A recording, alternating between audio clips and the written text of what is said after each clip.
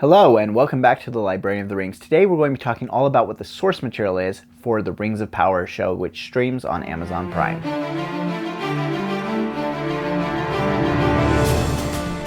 Welcome back. My name is Ben. I'm the librarian, and today we're going to be talking about what source material there is for the Second Age, which is the age in Middle-earth where the Amazon series Rings of Power is taking place. So we're going to look at what source material there is in the entire corpus of Tolkien literature, and also what the source material is as it actually applies to what Amazon has the rights to adapt. Now, we're talking about Amazon here because Amazon is the corporation that is funding and then distributing this show. But it's important to note that Amazon is a large company and there are many different creative individuals involved in every step of this process. Probably the two most influential are the showrunners for the show, who are really determining the trajectory of the story and what's happening there. So if somehow you don't know what the Rings of Power is, it is a high-budget streaming series that is being done over 5 seasons on Amazon Prime. And it has been somewhat controversial in the Tolkien fandom community because everything that happens is controversial in the Tolkien fandom community. So let's talk about what the source material for a Second Age story actually is. And we aren't going to, at this point, try and compare what they've done in Rings of Power with the source material, because we are only 20% in, one season in,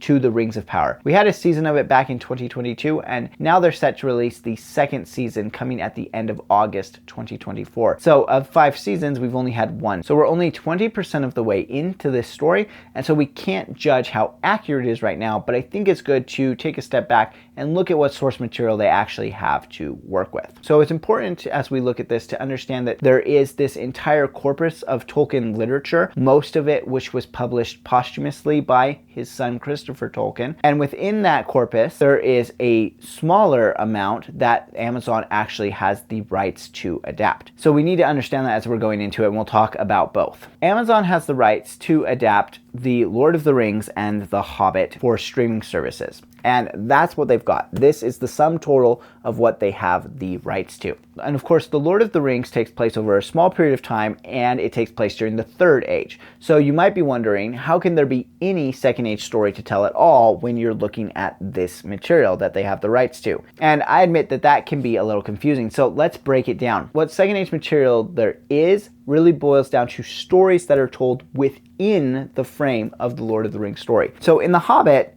there really isn't anything Second Age related. There's actually more First Age stuff in The Hobbit than there is Second Age stuff, so we're not really going to worry about that. But within the 3 volumes of The Lord of the Rings, there are a number of references to Second Age material, but not a lot of detail is given on almost any of them. Now, the show is called Rings of Power, so of course it's going to focus in on the Rings of Power. You'll remember that the ring that Frodo has in The Lord of the Rings is the One Ring, but of course there were 9 rings given to men, 7 to dwarves, and 3 to elves. And so those are the Rings of Power that we're talking about. And so the most detail probably for a Second Age story comes from those rings, because we have a lot of recounting of it. So within the Fellowship of the Ring is where we're going to get most of this material, because Gandalf is going to talk to Frodo about it in Shadows of the Past, and Elrond is going to talk about it in the Council of Elrond. So we get some detail there. But of course, the show Rings of Power is dealing with a lot more than just the story of the creating of the rings, although it looks like the second season will have a lot to do with it. There's also a lot that has to do with Numenor. Now, Numenor is the island of Min during the Second Age. There's a lot of the show that takes place around that. Now, there's very little in these books about Numenor. It gets mentioned and brought up, but there's not a lot of detail. You know, Faramir talks about it when he has Frodo and Sam with him in Ithilien. He talks about Numenor a little bit, but not a lot about the detail. And when they're talking about Faramir, Boromir, and Denethor and Aragorn, there gets to be some mentions of Numenor and kind of how they are descendants from the Numenorians, but not a lot of detail about what actually happened in Numenor. So there isn't much of that in the actual volumes of The Lord of the Rings. For stuff about Numenor, you really have to go deeper into the Appendices. So the Appendices are in The Return of the King, and they take up a good chunk of it. The first of them, Appendix A, deals with a whole bunch about the kings. Now, it's mostly dealing with Third Age stuff, but there is some stuff in there about the Numenorian kings as well. Another major part of the story of the Rings of Power will eventually be the story of the Last Alliance. And the story of the Last Alliance is probably really the best known kind of story of the Second Age because it actually got depicted in the Peter Jackson films in the prologue. And so the Last Alliance is where the elves and the men, they attack Sauron. And so there is a fair bit about this in the actual Lord of the Rings itself, particularly, of course, in the Fellowship of the Ring when they are having the Council of Elrond. Elrond, who was a participant and eyewitness to the entire War of the Last Alliance, tells them the story. We have a couple of other things where they talk about the War of the Last Alliance, particularly on Weathertop. Aragorn talks about it as the place where they were meeting, and Sam gives us part of a song about Gil-galad and his journey in the War of the Last Alliance. So there's a few details scattered here and there throughout, but the bulk of it is going to come from Elrond. And that's really it for what we get from the main story. There isn't much else. There's a little bit when they arrive at Moria to talk about the gates of Moria, which I imagine will play a part in the Rings of Power. Gandalf talks a little bit about that there, but there isn't a whole lot of detail, just some names and the fact that the gates were made there by the elves and the dwarves.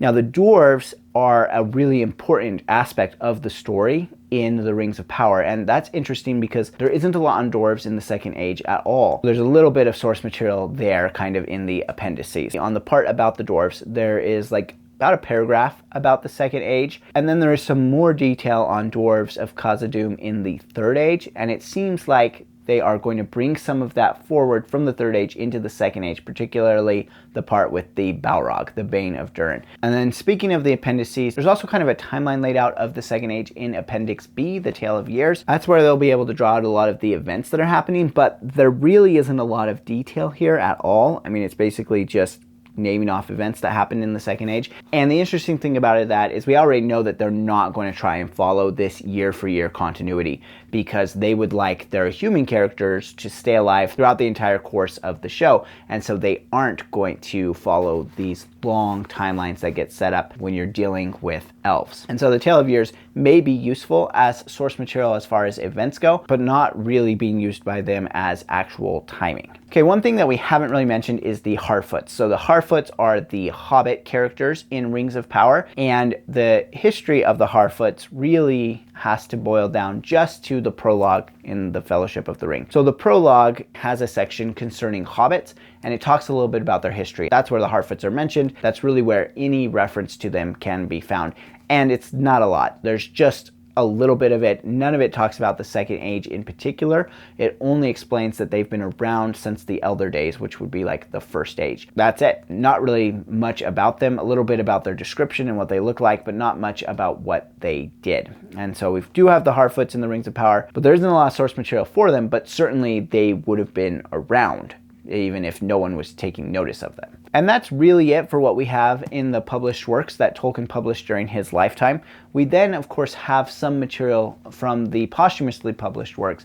Primarily, we're talking about the Silmarillion and Unfinished Tales here. Now, these deal primarily with the First Age, particularly the Silmarillion deals with the First Age and even before the First Age of the Sun.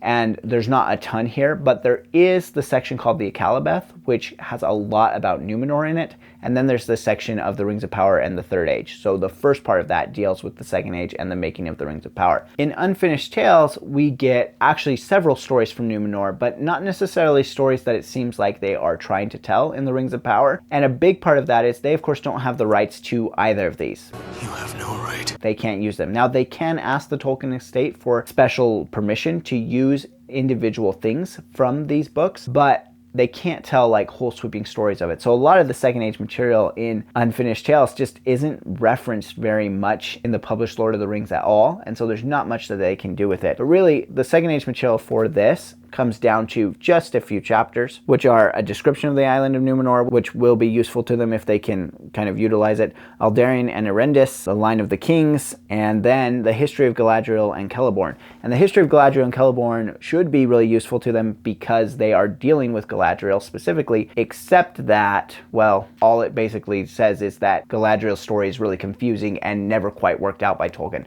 So that's a little bit difficult, of course, to deal with. So there's not a ton there. Now, there are a few other Second Age things kind of scattered around Tolkien's writings, but those are the bulk of it that could be drawn on for a Second Age story. So you see, the Second Age is the Age of the Sun that has the least amount of material that Tolkien actually wrote. And so any adaptation, no matter what medium or who's doing it, of the second age is going to require a significant amount of kind of interpretation and filling in the gaps. And so that's kind of what is going to have to happen in the Rings of Power. And given that they are legally bound just to what they have the rights to, there's even more gaps that they have to fill in and kind of just have to make allusions to other things that might be outside the scope of what they have the rights to. Okay, I hope that this has helped you to understand what the source material for the Rings of Power is, and that will give you some clarity about what they are trying to do. Now, whether you like it or not is a separate question, but at least now you know what the source material is that can be drawn on, and everything else, they basically just have to kind of